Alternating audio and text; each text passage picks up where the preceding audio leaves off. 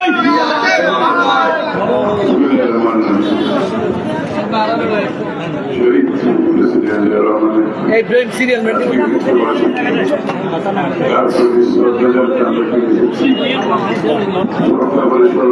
আমাদের প্রিয় নেতা মুক্তিযুদ্ধের ঘোষক প্রথম বিদ্রোহী পাকিস্তানি সেনাবাহিনীর বিরুদ্ধে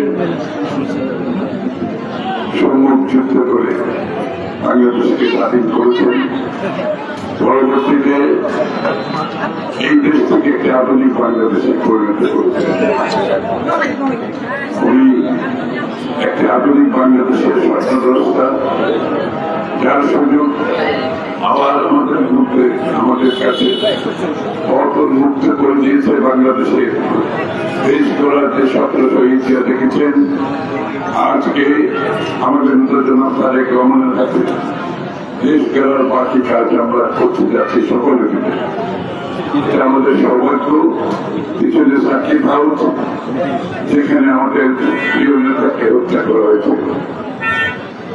আমি রাঙ্গুনিয়া থেকে আসছি, যেখানে ওনাকে খুন করা শব্দটা তখনই শুরু।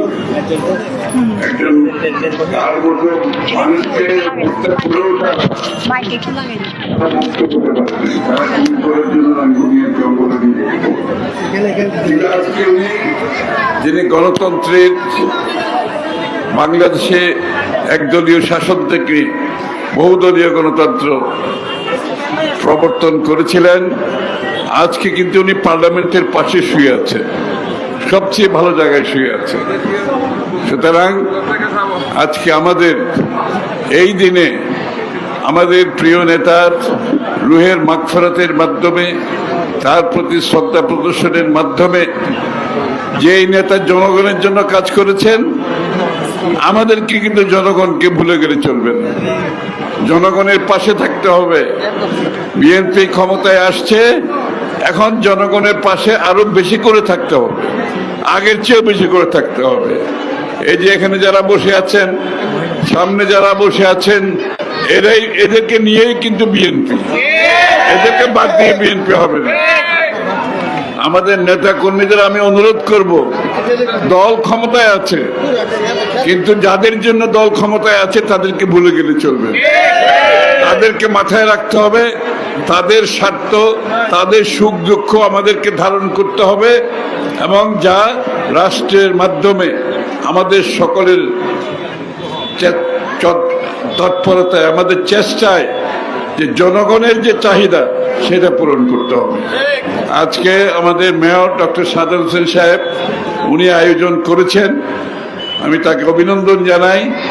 এই মানুষগুলোকে আমাদের ভুলে গেলে চলবে না, তাদের পাশে থাকতে হবে।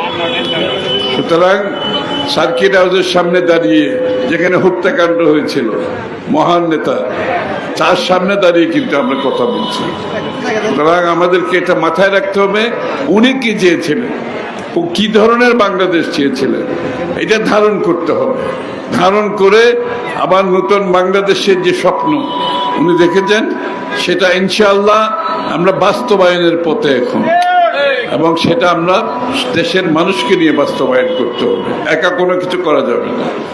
সকলের অংশগ্রহণের মাধ্যমে দেশের পরিবর্তন আনতে হবে, এটাই আমাদের ধারণ করতে হবে। বিএনপি একা কিছু করতে পারবে না। জনগণকে সাথে নিয়ে, মানুষকে সাথে নিয়ে এই কাজগুলো আমাদের করতে হবে। সবাইকে ধন্যবাদ। আসসালামু আলাইকুম। মহিলারা আসুন, মহিলারা